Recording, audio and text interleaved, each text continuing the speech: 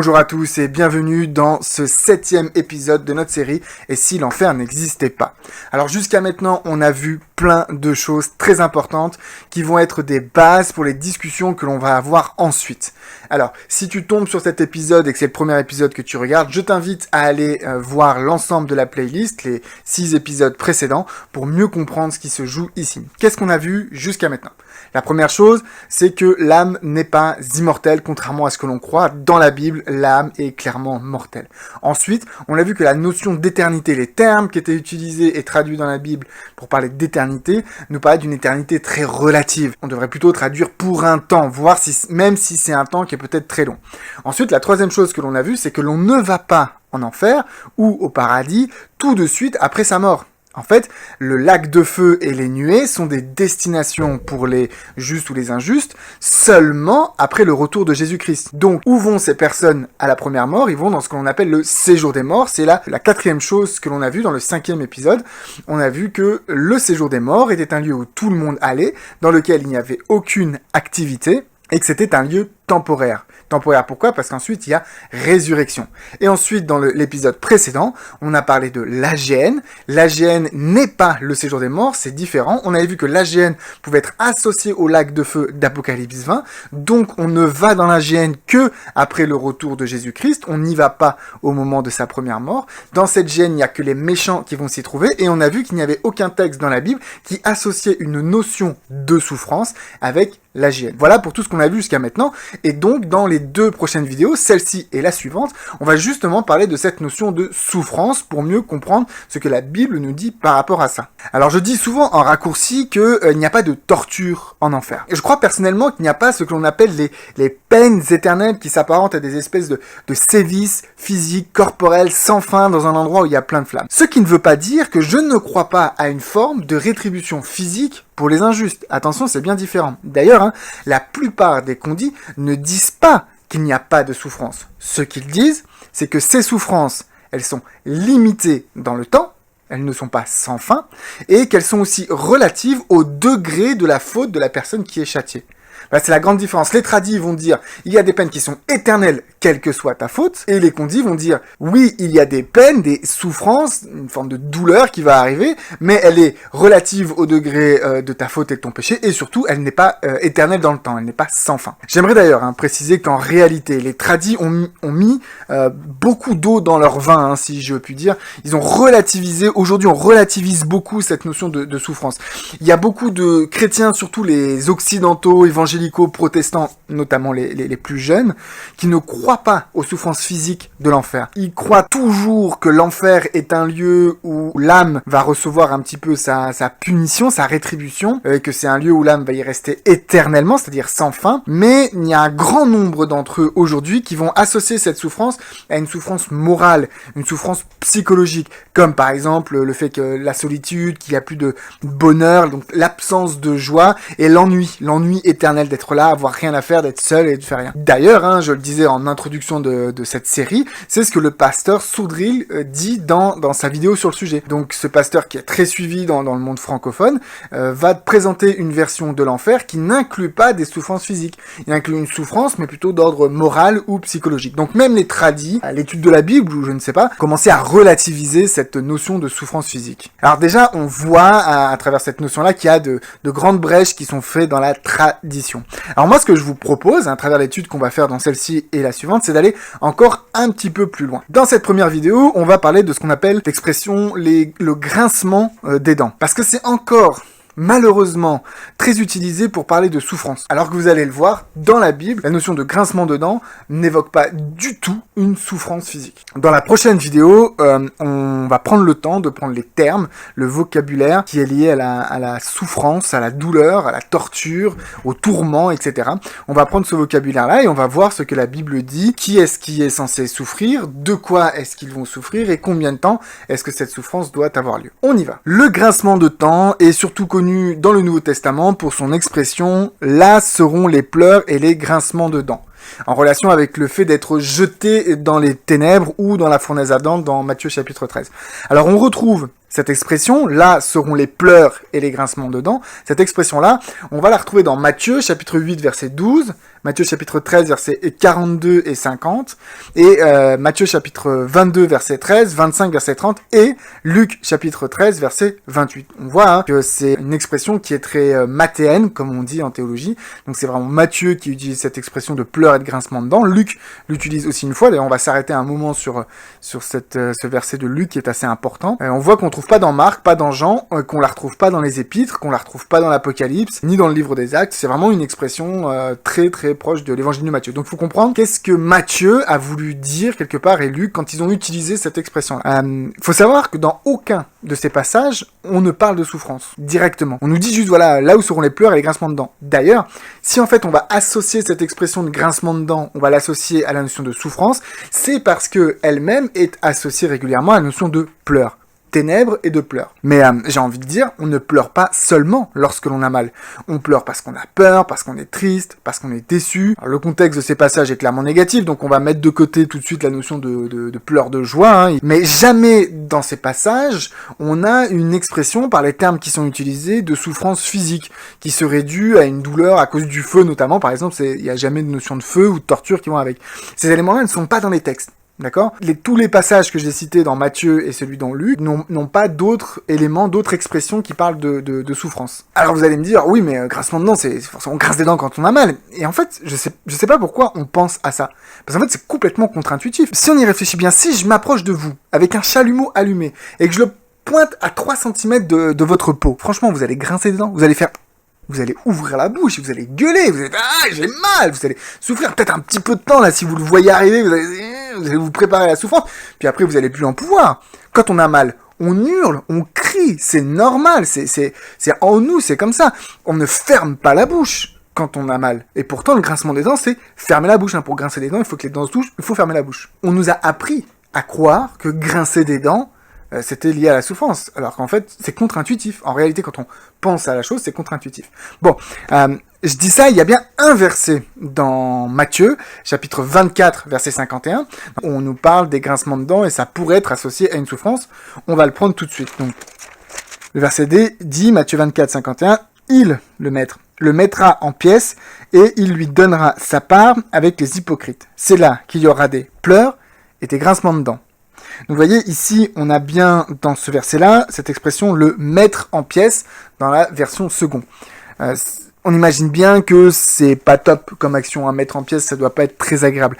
Mais si vous prenez d'autres versions, comme par exemple Darby va traduire par couper en deux. Et Crampon, la Bible Crampon, fera à peu près la même chose avec cette expression de fendre en deux. Parce qu'en fait, c'est ce que ça signifie dans le terme original. D'ailleurs, ce terme est assez discutable parce qu'en fait, on ne le retrouve que 2 fois dans le Nouveau Testament, dans Matthieu 24 et puis dans le passage parallèle de Matthieu 24 que l'on trouve dans le livre de Luc. Cet élément-là qui signifie littéralement couper en deux, c'est pas un mot qu'on utilise généralement, c'est pas un mot qu'on va retrouver dans les évangiles ou ailleurs dans le Nouveau Testament pour parler de faire du mal ou de faire souffrir. On a tout un tas de mots pour ça, et on le verra dans la vidéo prochaine, mais ce mot-là n'est pas utilisé pour ça. En fait, c'est le mot, et vous allez voir en grec, ça va vous faire penser à quelque chose, c'est le mot dichotoméo. En français, ça a donné le mot dichotomie, faire une séparation. Et si on prend le dictionnaire, comme je vous l'ai dit, ça signifie juste diviser en deux. Alors vous allez me dire, si on prend une personne et qu'on la divise en deux, ça doit faire mal. Alors, je vous l'accorde, je suis prêt à accepter cette chose-là. Mais en fait, c'est pas normal d'utiliser cette expression pour un homme. Dichotoméo, ça s'utilise pas pour couper un homme en deux, pour répartir les salaires par exemple, une ressource, et pour répartir le temps peut-être, des choses comme ça, mais on coupe pas un homme en deux normalement. Donc c'est difficile de tirer des conclusions sur ce seul passage par rapport à tous les autres qui n'emploient pas d'expression liée à la souffrance, de dire voilà, mettre en pièces, c'est-à-dire cette traduction de mettre en pièces, elle est vraiment très néo-testamentaire. Si on prend le texte tel qu'il est, le mot tel qu'il est, il ne signifie pas ça. D'ailleurs, vous voyez, Darby, Martin, Crampon, tout ça ne traduisent pas par mettre en pièces. Il y a un autre verset aussi qui pourrait nous faire penser à la souffrance physique, c'est Marc, chapitre 9, verset 18. Marc, chapitre 9, verset 18, on nous parle d'un homme qui nous parle de son fils. Vous savez, c'est ce passage où les disciples n'arrivent pas à délivrer un jeune enfant, et on nous dit que cet jeune enfant, il est pris par des esprits malins qui se jettent par terre et qu'il grince des dents. Mais le texte dit aussi, en fait, le texte dit exactement cette expression, il dit qu'il grince des dents, qu'il devient tout raide. Alors, on est sur de la raideur musculaire, hein. Ça fait penser souvent à une forme d'épilepsie. Ce gamin était sûrement atteint d'une maladie de ce genre-là. Et le grincement de dents, en fait, ici, c'est la conséquence logique de cette raideur musculaire. Tout le corps se raidit et il grince des dents, tout simplement. Donc ça peut évoquer une notion de souffrance, mais en fait le grincement de dents n'évoque pas la souffrance dans ce texte-là. Le grincement de dents est juste la suite logique du fait qu'il devient tout raide. Alors pour mieux comprendre en fait cette expression de grincement de dents, il faut se tourner vers l'Ancien Testament. On a 13 occurrences de cette expression, grincement des dents, dans la Bible. On en a 5 dans l'Ancien Testament et 8 dans le Nouveau Testament. Alors, l'Ancien Testament va en fait nous donner un éclairage très précis sur ce que signifie cette expression. Donc on va prendre les 5 textes les uns après les autres et on va se poser la question suivante, hein, est-ce qu'il est question de souffrance dans ces textes-là? Donc le premier texte que l'on va prendre, c'est Job, chapitre 16, les versets 8 à 9. Job, chapitre 16, versets 8 à 9. « Tu m'as saisi pour témoigner contre moi. Ma maigreur se lève et m'accuse en face. Il me déchire et me poursuit dans sa fureur. Il grince des dents contre moi. Il m'attaque et me perce de son regard. » Donc vous voyez, ici, hein, clairement, il n'y a pas de notion de souffrance de Job. D'abord, c'est pas Job qui grince des dents, c'est la personne qui l'accuse. Et justement, le contexte parle d'accusation, de reproche. Donc, la personne qui grince des dents n'est pas en train de souffrir. Ici, grincement des dents évoque une notion d'accusation contre Job. Second texte, Psaume chapitre 35, verset 16. Avec les impies, les parasites moqueurs, ils grincent des dents contre moi. Là non plus, il n'est pas particulièrement question de violence particulière, il est question de moquerie. Le troisième texte que l'on va prendre, c'est Psaume chapitre 37, verset 12. « Le méchant forme des projets contre le juste et il grince des dents contre lui. » Encore une fois, ici, il n'y a pas de violence ou de souffrance, on parle en fait de complot.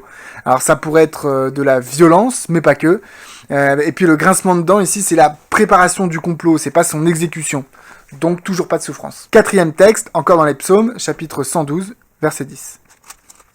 Le méchant le voit et s'irrite, il grince des dents et se consume. Les désirs des méchants périssent. Alors ici, on a le mot se consume dans la version seconde. On pourrait imaginer une forme de souffrance derrière ce mot-là, mais en fait, le texte n'est pas assez explicite. C'est de la projection de dire ça. Parce qu'en fait, ce terme pourrait correspondre là encore une fois à une destruction, à une disparition. Il n'y a pas forcément de violence ici ou de souffrance particulière. D'ailleurs, le contexte, c'est de l'irritation ou de la colère. Donc, cinquième texte, Lamentation, chapitre 2, verset 16. Tous tes ennemis ouvrent la bouche contre toi, ils sifflent, ils grincent des dents, ils disent « Nous l'avons englouti, c'est bien le jour que nous attendions, nous l'avons atteint, nous le voyons. » Encore une fois et pour la 5e fois, pas de souffrance ici, le contexte est la réjouissance des ennemis.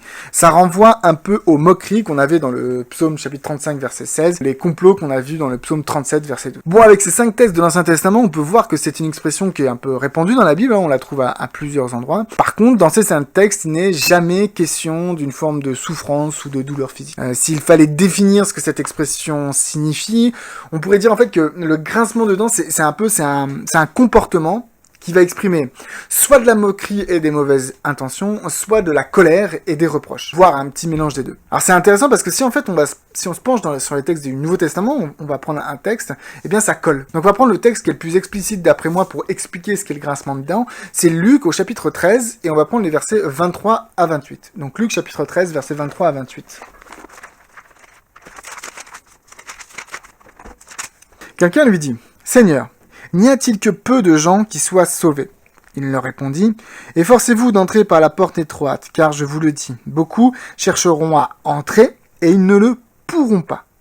Quand le maître de la maison se sera levé et aura fermé la porte, et que vous, étant dehors, vous commencerez à frapper à la porte, en disant, Seigneur, Seigneur, ouvre-nous, il vous répondra, je ne sais d'où vous êtes. Alors, vous vous mettrez à dire, nous avons mangé et bu devant toi, et tu as enseigné dans nos rues.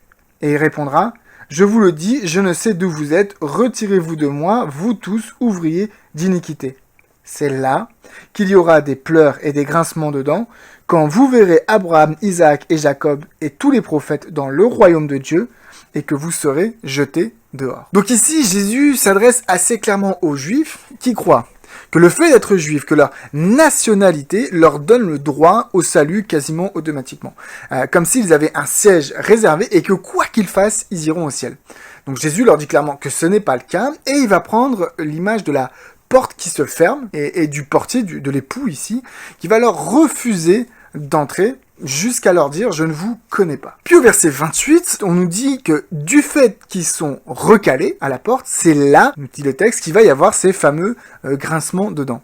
Et le texte va préciser exactement à quel moment est-ce que les refoulés vont se mettre à grincer des dents. Regardez bien, il est dit ici, c'est là qu'il y aura des pleurs et des grincements de dents. Quand ? Vous voyez, le quand ici indique que les grincements de dents auront lieu quand ? À quel moment ici ? Quand vous verrez Abraham, Isaac et Jacob et tous les prophètes dans le royaume des cieux et que vous serez jetés dehors. C'est au moment où les refoulés vont voir quelque chose qu'il va y avoir les grincements de dents. C'est le fait de voir leur père, Abraham, Isaac et Jacob, c'est le fait de voir ces gens-là quelque part où eux ne pourront pas aller, où eux au contraire ils vont se faire jeter loin de cet endroit-là. C'est ce fait-là de voir, de se rendre compte de cette situation-là qui va faire des grincements de dents. Pourquoi ?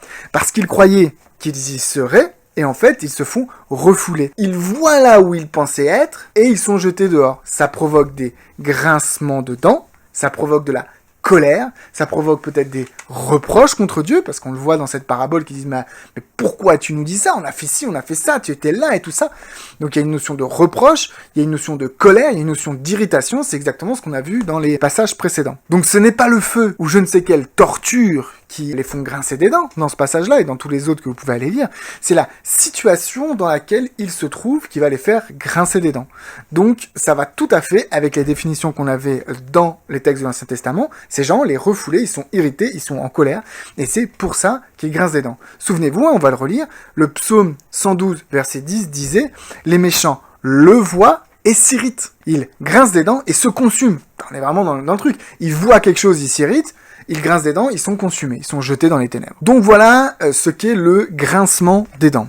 Et on comprend pourquoi on l'associe aux pleurs. Ce sont des pleurs de tristesse, des pleurs de dégoût. Ils n'ont pas obtenu ce qu'ils voulaient, ce qu'ils pensaient qu'ils allaient obtenir. Donc ils ont un mélange de colère, de peur, et c'est ça qui va les faire grincer des dents et pleurer. Conclusion, avec tous ces passages que l'on a lus, il faut enlever de la tête la vision traditionnelle qu'on a essayé de nous inculquer, comme quoi le grincement des dents est un marqueur de souffrance physique, de douleur physique. C'est faux. Et je veux dire une confidence, c'est que quand je me suis mis à étudier ce sujet sur la question de la destinée de l'homme, la vie après la mort, ce qu'on appelle l'état des morts parfois, en fait, en étudiant et en préparant cette série par la suite, je me suis dit, mais quand même, l'expression grincement de dents, elle évoque quand même de la souffrance. En fait, ça va être compliqué de dire que il y a pas de souffrance éternelle et tout quand on nous dit qu'il y a des grincements de dents lorsqu'on est jeté. Et donc j'étais moi-même en fait dans cette même idée que le grincement de dents évoque nécessairement une souffrance physique. Donc moi-même j'étais là-dedans. Donc je peux comprendre que vous y étiez aussi. Puis en étudiant en fait la Bible et les ouvrages que j'ai lus sur le sujet, qui m'ont justement reporté vers ces textes de l'Ancien Testament, je me suis dit mais c'est fou quoi. À quel point en fait c'était simple et facile de répondre à cet argument, de même le balayer complètement cet argument. On nous a toujours dit que le grincement de dents était une douleur, mais en fait c'est pas du tout le cas. Quand on y pense, grincer des dents, quand on a mal on grince pas des dents, et quand on regarde les textes de l'Ancien Testament, puisque la Bible s'explique par elle-même, on se rend compte qu'en fait ça n'a rien à voir avec la souffrance, donc c'est vraiment une pure tradition, ce n'est pas une réalité. Donc les amis, le grincement de dents n'est pas du tout une expression qui renvoie à une douleur physique, il y a bien d'autres termes, dans l'Ancien comme dans le Nouveau Testament, qui parle de douleur physique, et ça, ce sera l'objet de la prochaine vidéo. Donc, c'est le moment de vous remercier d'avoir regardé cette vidéo jusqu'au bout, et de vous rappeler qu'il est important de vous abonner pour ne pas rater les prochaines vidéos qui devraient arriver très très vite. Activez bien la cloche pour recevoir les notifications, un pouce en l'air pour le soutien. Dans les commentaires, vous pouvez continuer la discussion. Je vous dis à très bientôt, et surtout, pensez bien à vérifier par vous-même dans la prière et l'étude de la parole. Soyez bénis.